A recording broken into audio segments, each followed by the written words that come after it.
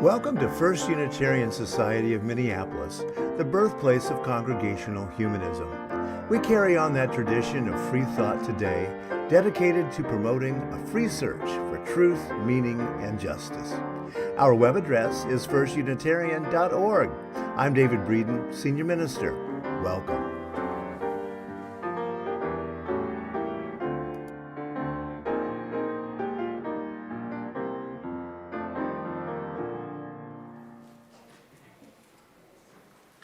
Welcome to First Unitarian Society of Minneapolis for this Sunday, September the 25th. I'm the Reverend Dr. David Breeden. I'm Senior Minister here. I'm going to be joined today by Mike Vosich, our Music Director. Yay! Accompany us, Amos Lucidi, and the Chalice Choir. Thanks for joining in today.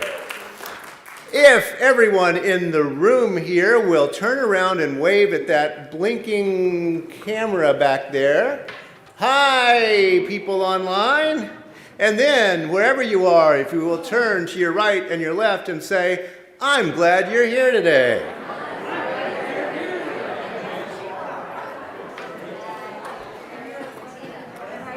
Welcome, everybody, absolutely, online and in the building.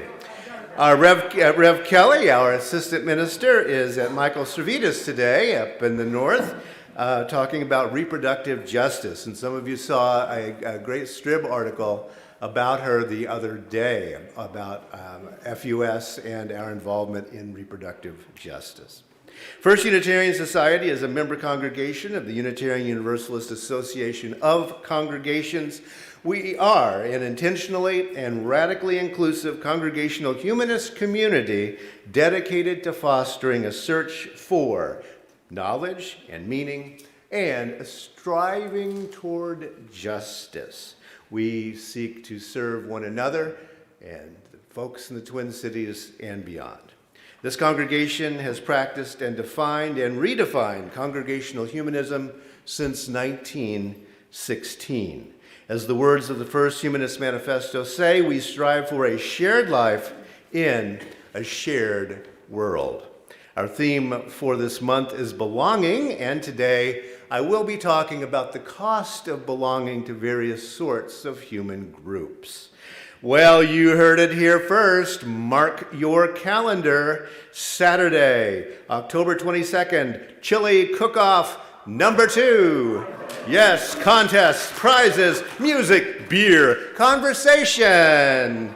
Join us on October the 22nd, and you will be seeing more about that. Social media loves pictures. If you do take a picture today, send it to me, minister@firstunitarian.org, and we might just post it on some of our social media. Social media loves smiling faces. After assembly today, if you're in the building, head downstairs to our lower assembly hall. Imbibe in a mini meal and in conversation. Also stop by our climate justice table outside the lower assembly hall. And you can sign up for tree planting with Tree Trust and find out all about all the cool things we are doing here at First Unitarian Society. Anita Martinez, how many letters do we have now signed for you the vote? 3,500, and the goal is 7,000, yeah, so you too can join in with the vote. A new program for this program year is our 12:15 in the Dietrich. Today at 12:15, music at FUS, past, present, and future, with music director Mike Vosich. Come and find out about the history of our music here, and yes, it is a long and distinguished one, and where we're going. Ask some questions about choir and music in general, and join in. So that's 12:15 in the Dietrich today after our mini meal. If you're joining us online, there is a Zoom coffee hour. Watch for that link in chat, or if you don't see it, email me, minister@firstunitarian.org. Thanks to our audiovisual engineers back there. Thanks for our volunteers who keep us online. We generally have about as many people nowadays watching online as we do in the building. So about 50-50 these days, not bad. And of course, Their hard work sustained us all during the pandemic close down, so we're very happy to be able to continue reaching out far beyond the Twin Cities with our AV and social media presence. Whether you're joining us in the building or online today, we are glad you're here.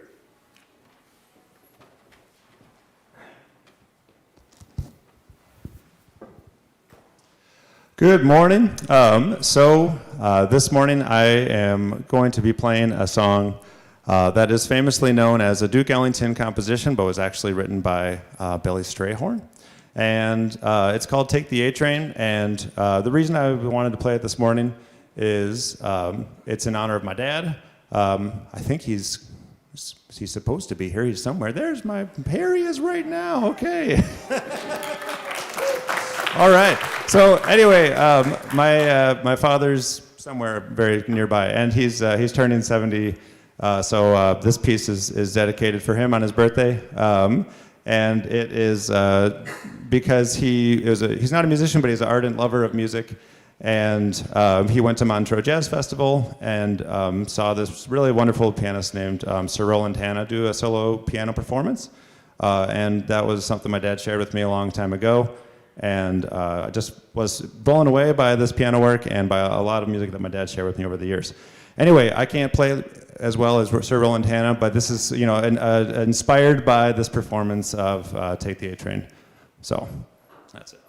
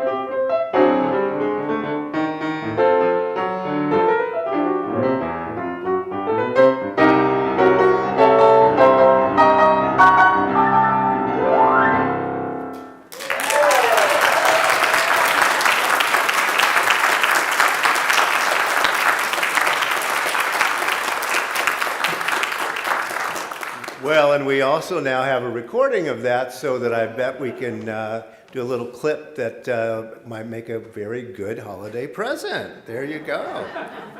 By the way, we will be singing our children out today after the choir sings so they can hear the choir sing, and we don't have a time for all ages, but that is what's going to be happening today. Each week when we gather, we light our chalice, a symbol of Unitarian Universalist tradition. Today, we do our fourth aspiration of the First Unitarian Society. We aspire to support one another's journey toward meaning and connection in the here and now.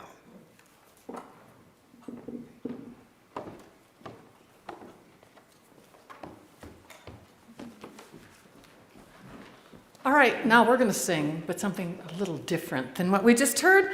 We're going to do Enter, Rejoice, and Come In. It's a number 361 in the Gray Songbook.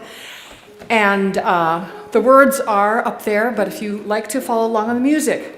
But I believe Mike is going to help us out, and he's going to lower the key just a tad because it goes a bit high. And so he's very adaptable. I love it. All right, let's sing Stand If You Wish.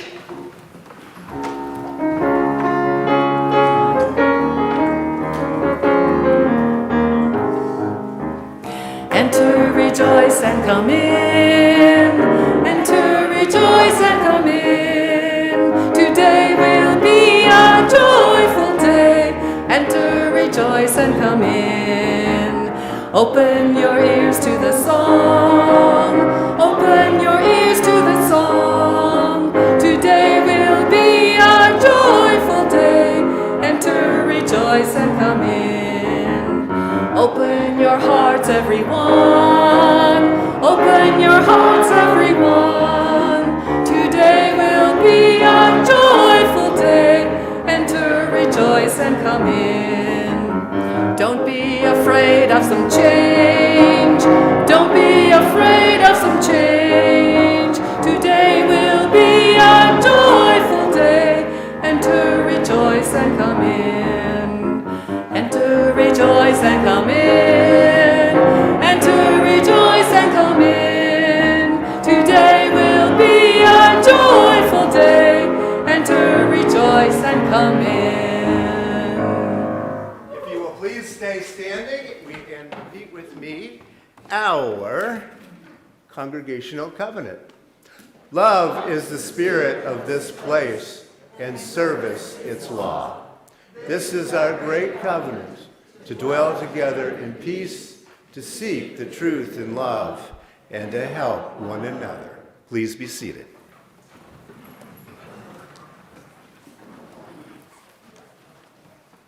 First Unitarian Society exists because of the generosity of its members and friends in time, in talent, and in treasure.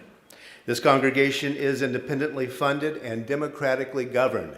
That means it belongs to you. One way you can help out is by sending things to us for social media, take some pictures. Also, when you're online, like our material, forward, love, whatever that particular platform does. But none of this can be done without some cash, and we need your help for this congregation to stay healthy. The easiest way is to go to our website, firstunitarian.org, and click the Give link at the upper right corner. You can also give on PayPal, the Venco mobile app, or you can drop by a check at the office or send one. And for those in the building, we do have a pay point downstairs available for you. Thank you so much for making First Unitarian Society possible. We are a congregational humanist community, and we are here for each other and for the wider world. Yes, we freely search for knowledge and meaning, and we work for justice. We also are here for each other in the joys of life and in the milestones and the sorrows of the human experience. We do this to remind ourselves of the value of a moment of stillness, and we're reminded to stay in touch with our own humanity and our community. As a gathered community, we want to be sure that no one is alone in joy or in sorrow.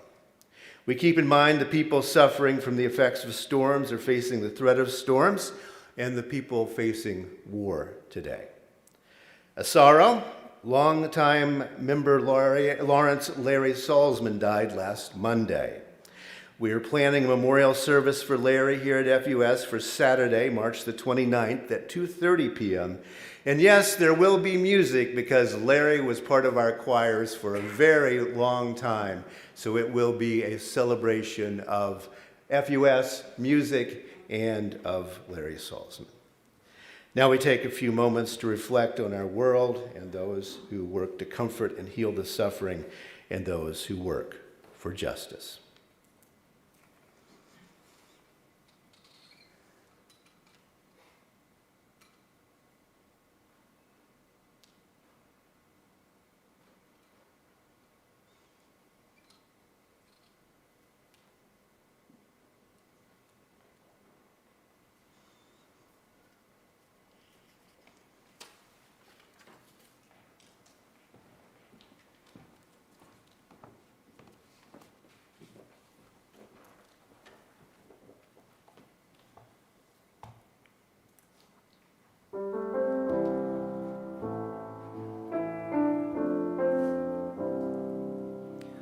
I breathe in, I breathe in peace. When I breathe out, I breathe out love. When I breathe in,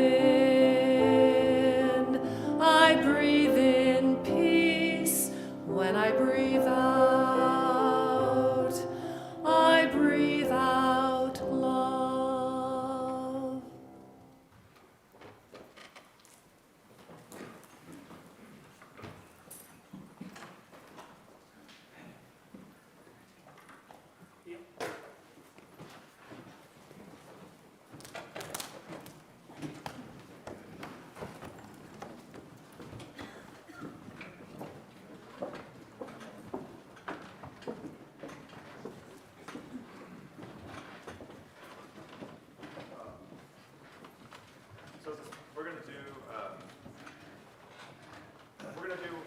Two pieces today that are choral works by a contemporary writer named Mark A. Miller, who's an African-American composer who studied at Yale Divinity. I think he still teaches at Yale Divinity School. And he's a really wonderful writer of kind of contemporary choral music.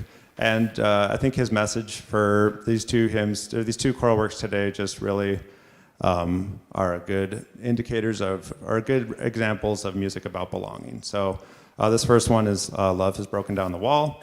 And so just, about love being a way to break down barriers, and also music as a tool to bring people together. And then later on today, we're going to do another one of his pieces called Draw the Circle Wide, which is just about radical inclusion. So drawing that circle as wide as possible to bring in everybody, accept everybody as they are. But first here today, we're going to do Love Has Broken Down the Wall.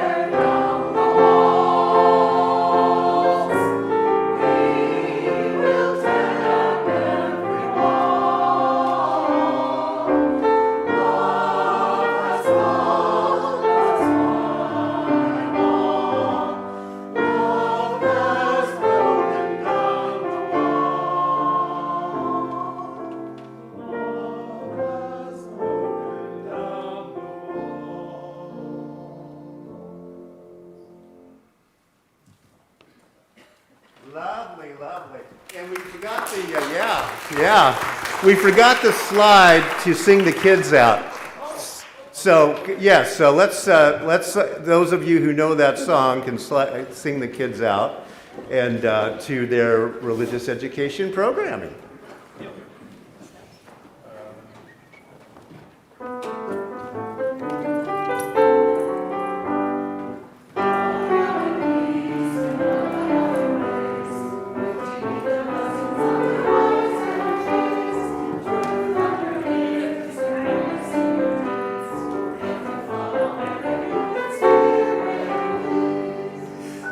Thanks for punting on that one.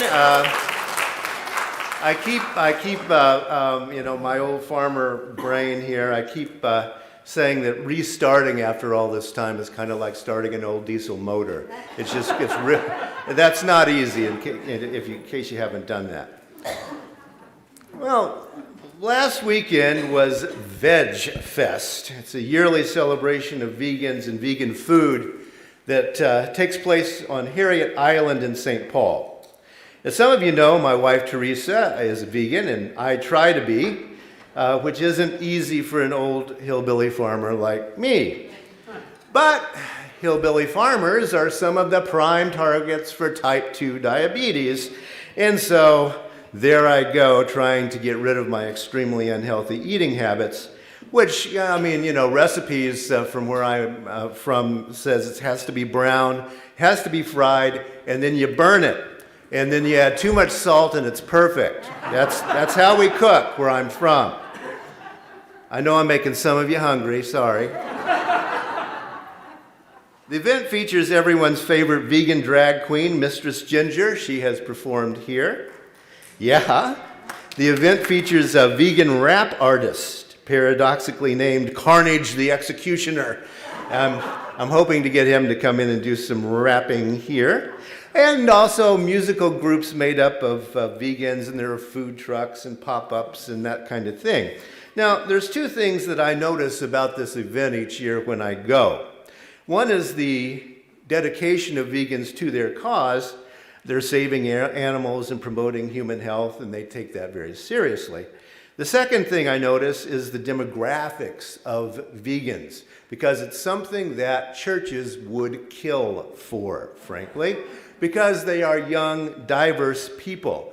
The median age of the attendees there is 27. Now, those are the very folks, those are the demographic trends that say those folks don't join anything anymore, but guess what? They do. It's according to the mission. And they say there are two reasons for going when they're asked. One is the mission, learning to cook good vegan food, and the second is community, which again, most of the studies say people aren't looking for anymore. So that is something to reflect on, I think, and my very own eyes have seen how this vision to save animals and the planet and improve human health brings in the younger people. And the why of that particular organization is very, very clear. And so you know why you join it. And that's one way to build a group. The mission is clear, but group cohesion is actually weak. It does cost something to be in the group, but there is a reward for being part of that group.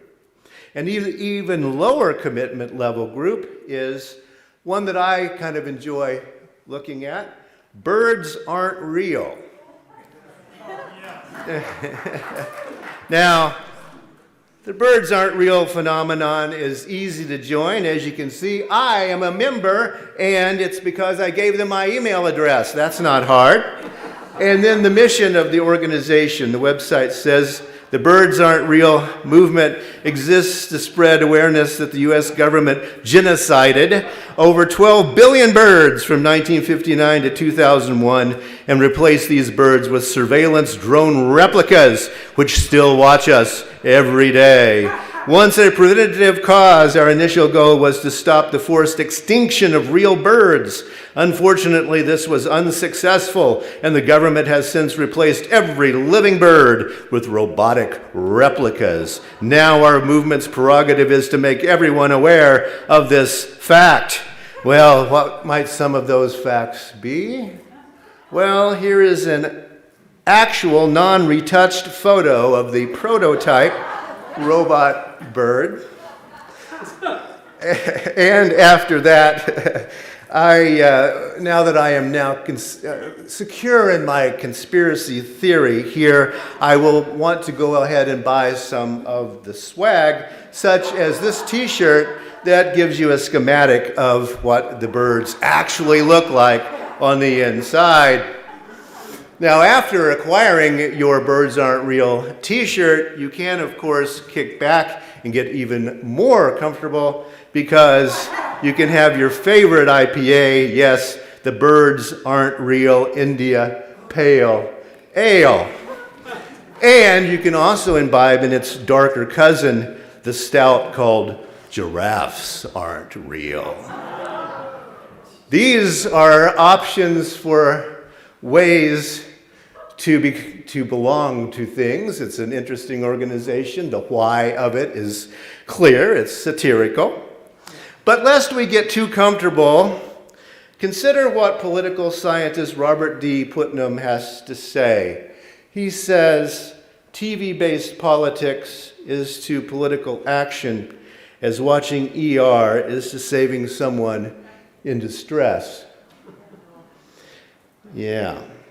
The vegan movement asks for a lifestyle change, but there's no vegan police out there with dietary restrictions and cattle prods. The Birds Aren't Real movement asks of us only, I guess, a pre-existing disposition towards skepticism concerning conspiracy theories.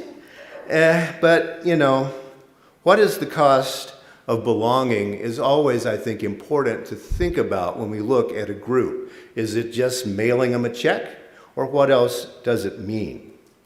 Thinking my political opinions, even screaming my political opinions at the television screen, is a very low-cost group to belong to. The Television Screamers Association, left and right, I suppose. But, or you can say that I joined the TVER political party. The cost of admission is raging at the screen, somehow thinking that I am joining in political discussion when actually I'm just at home. Yet, let's be real, all my ranting does absolutely nothing. It doesn't change elections, it doesn't change votes. TV-based politics is to political action, as watching ER is to saving someone in distress. Now, last week I mentioned Robert D. Putnam's now classic book, Bowling Alone. The 20th anniversary reprint appeared recently. That's the book that first drew attention to what has now become a sort of pandemic on its own, people leaving traditional voluntary associations, everything from bowling leagues to Rotary clubs to churches. Fewer and fewer Americans gather into groups and socialize, let alone gathering into groups and discussing hard questions over which we might disagree, let alone gathering into groups to just socialize with each other. And this trend does have consequences, and we are seeing those consequences are all around us in American society.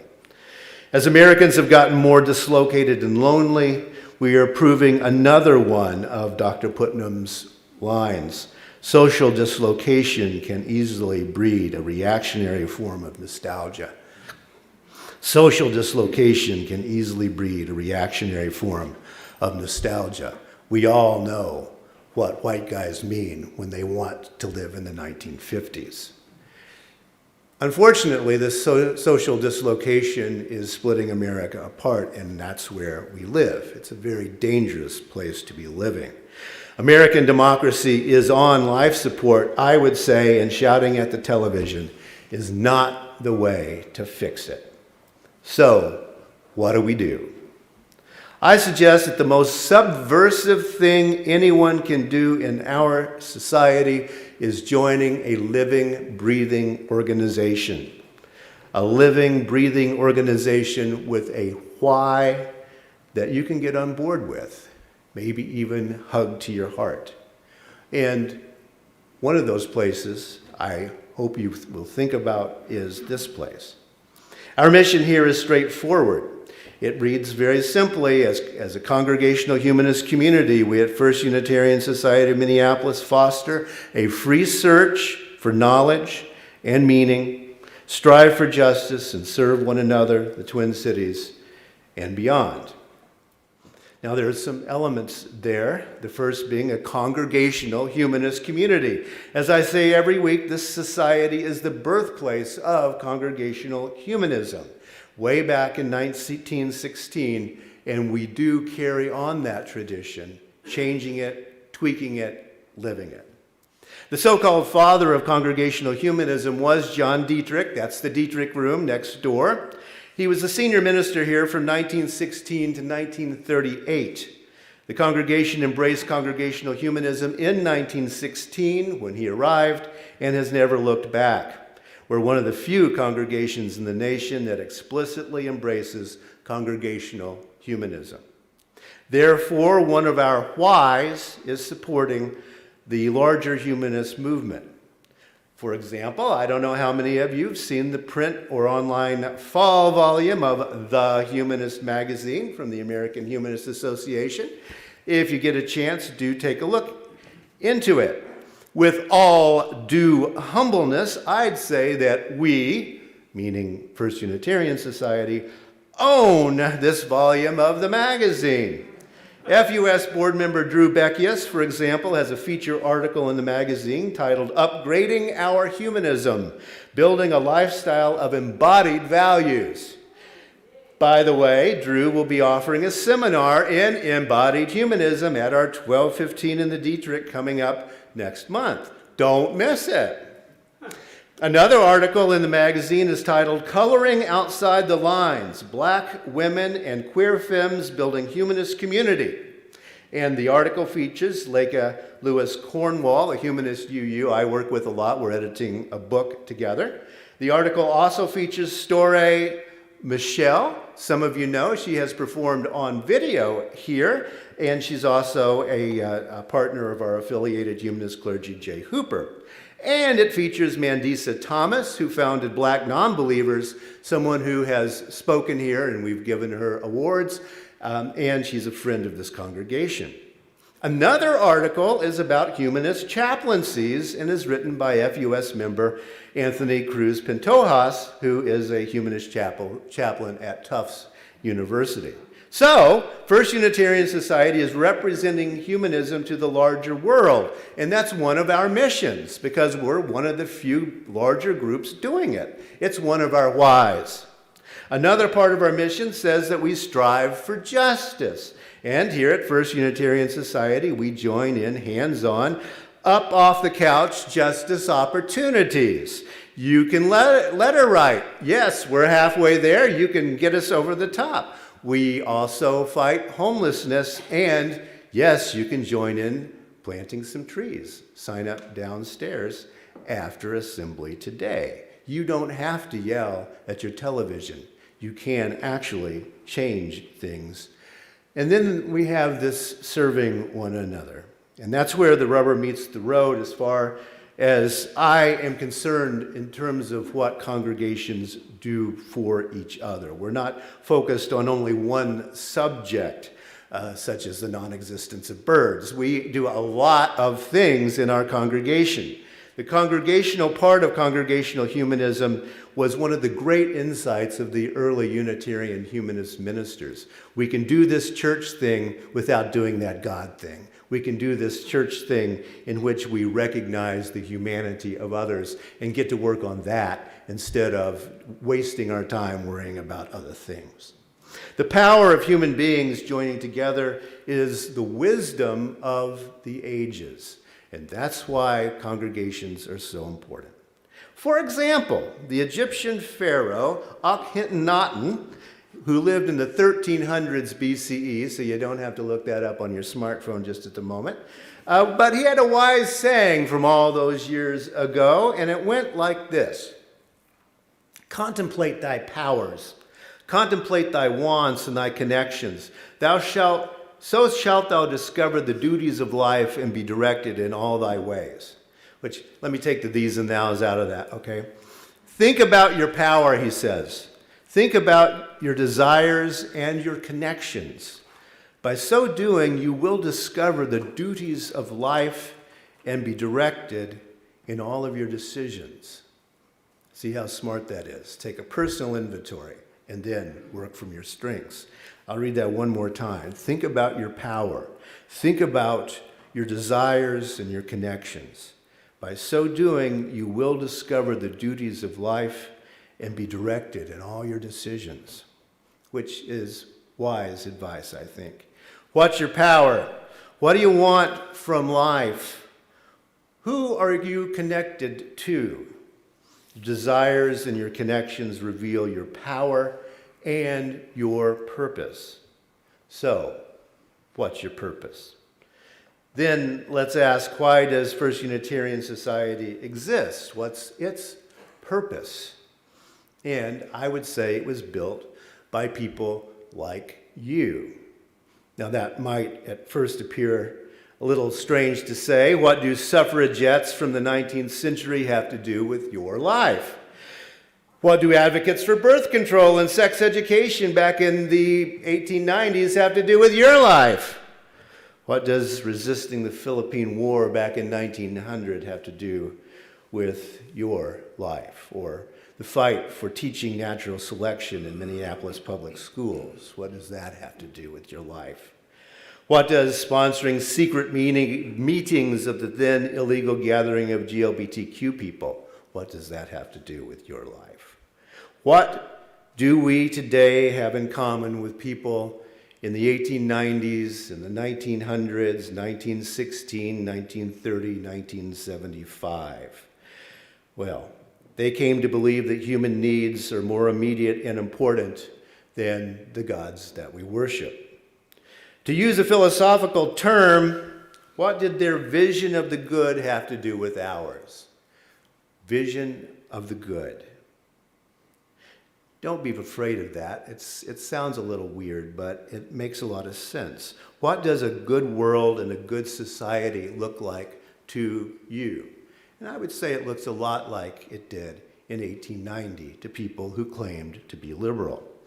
Don't let the academic taste of the phrase fool you. Visions are good, and they're not cerebral, finally. They become part of your gut reaction. A vision of the good is built in conjunction with and in reaction to all those societal pressures that we live with. A vision of the good becomes the gut reaction when, we do scream at the television, enough is enough, basta. What does a congregational humanist community add to your life? It adds community, companionship, sharing, learning, doing, beer and chili, stuff like that. The Israeli poet Yehuda Amichai gets it in a poem that he titled The Place Where We Are Right. It goes like this: the place where we are right is hard and trampled like a yard. But doubts and loves dig up the world like a mole, a plow, and a whisper will be heard in the place where the ruined house once stood. Being right shuts down, closes, makes good earth into cold, hard stone. That's another reason that Putnam gets it right when he says TV-based politics is to political action as watching ER is to saving someone in distress. TV is one way. It's coming at you, and you can't talk back. And the things we shout out at, well, they don't much matter. They're a place of hard and trampled ground. I can promise you, if you engage some of our folks here at First Unitarian Society in conversation on just about any topic, you're going to find doubts and loves that dig up the world and make new ways of living possible. Because that's why the people back in 1916 decided to be humanist. That's why people still come today. That is our why here at First Unitarian Society.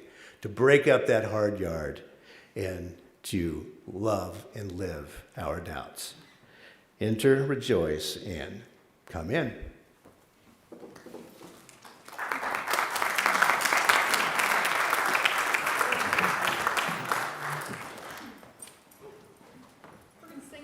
We're going to sing together again.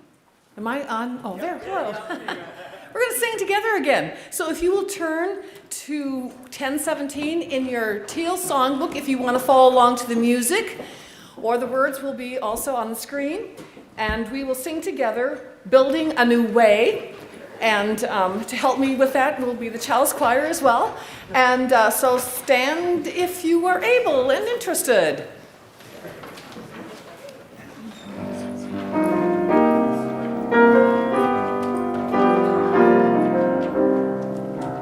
We are building a new way. We are building a new way. We are building a new way, feeling stronger every day. We are building a new way. We are working to be free. We are working to be free.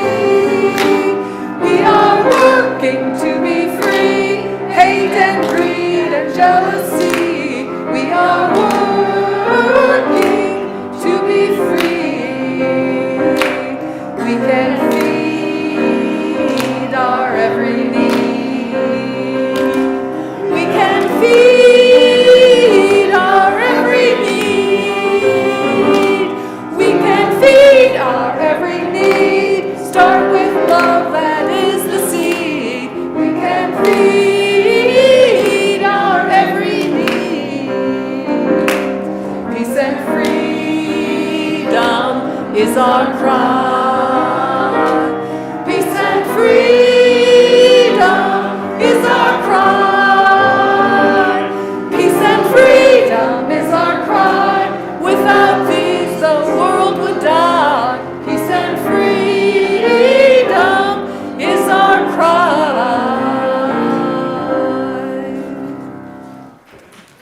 Yeah, please be seated and repeat with me our extinguishing the chalice words. We extinguish this flame, but not the light of truth, the warmth of community, or the fire of commitment. All of these we carry in our hearts and in our minds until we are together again.